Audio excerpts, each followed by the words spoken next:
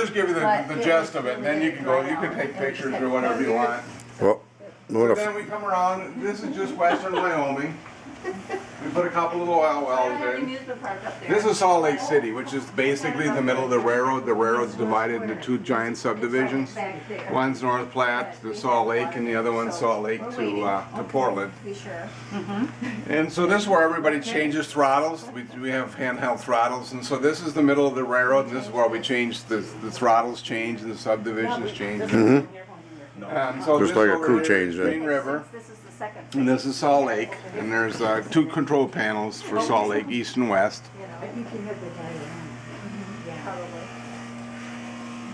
Lots of buildings. well, those are. I know. We're not done. You can see it's not totally scenic, but we're getting there. We're getting there. We gave them a look at trains, not scenery. Because when we have people that come for conventions, they do both, you know, I mean, they like Yep. to see it done, Yeah, but. I'm gonna try to spend a lot of time this summer working actually, because we're gonna be around. I gotta finish those things fell out of the backdrops fell out of the thing, so, of the windows, so they're laying down there. I see, I yeah. gotta put those back up. This is Salt Lake up here, and so, I gotta put the city back in, and we're gonna put all that in this summer, and I wanna finish Green River. Now, how do you get back there? Just climb up right on top of the rails. Okay. So what I'll actually do this summer is take all these buildings out of the way so I can crawl up there and do all everything up there. So then we come out of, this is Salt Lake, and then basically what we do, we leave Salt Lake and we head west, and we get to Clearfield, Utah. And then actually there's three different levels here, as you probably have noticed. This is an afterthought here. Because what's happening is the trains were getting from Salt Lake to Portland pretty quickly. So there was not much switching in between, so we put in some industries to slow the flow, as they say. The stuff was getting there really quick, and Portland had trouble keeping up because trains just, they'll get there real quick. And even if you're really good at switching, it still takes a while to switch out cars and make up trains. We typically run, in a 3-hour session, we'll typically run 40, 50 trains tonight.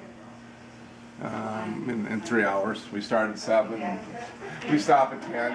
So basically as we come out, we're actually on this level, and we go around to the end of the basement, and then we come back on the next time through, we're on this level, and then the last time into Portland, we're up in the top level.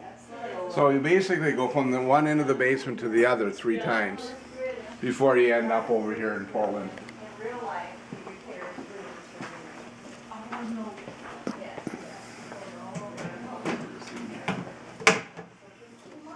So then We still gotta go back here. Like I said, we come into, all the towns are correct geographically from east to west. I just picked the towns that I like and stuff, So this is Payette. So then you make another loop around, and then you're back here. And you go all the way to the end of the basement, and then the third time through, you're on the back track, all the way on the very back end, all the way back against the wall. And then you'll come around here. And then you come down here, and then you come into Portland. This is Portland Yard here. And then Seattle is represented under Portland. And this is the control panels that the guys, the 2 people sit at. And usually there's a guy that dispatches this one and a woman who does this one, but she had dental surgery. She called me this morning. She says, I don't think I'm going to be there tonight. I don't feel good. I'm going to actually go down, and I did hurt a little more than I thought. I don't want to lose a train. Huh? Now, will the engineer walk along with the train as it's making the whole? Always. I see. Yeah, because when you leave, I don't have one sitting here. But what you do is you get a set of cards. Every locomotive, every coal car, every car has a card. Yep. Oh, I forgot. I was working on the railroad yesterday. I forgot to put these away. Crash. Whack. You can find one I didn't put away. We were putting in the culvert yesterday. And I cut in the culvert on the other side so the water can go through it. Got me ready to pour the Columbia River. Get some water in there.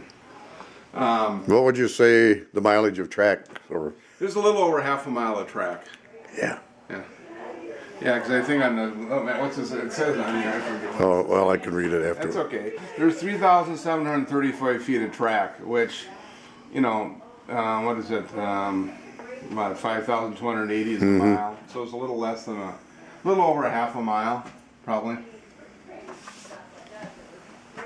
But so when you take off with your train, you'll have locomotive cards, you'll have caboose cards, and you'll have your cards for your train. And then you'll have switch lists. The switch list will tell you what you're picking up and what you're dropping off. And then you'll call the dispatcher. When you pick up the telephone, you pick up the phone, the light lights up over there, and you talk to the dispatcher. These two people will be doing the dispatching. And then they'll tell you how far you got clearance to. And we run by milepost to milepost, just like you do. You know, you run so many miles or whatever. And we have the capability of running 6 trains in each subdivision at the same time. Same time. And then, so there's 25 throttles, take 25 people to run it. If we fill every position or whatever you want to call it, however you want to define it, take 25 people to fill it. And then a lot of times we get more people, so that we just double up on engineers and crews is what we do.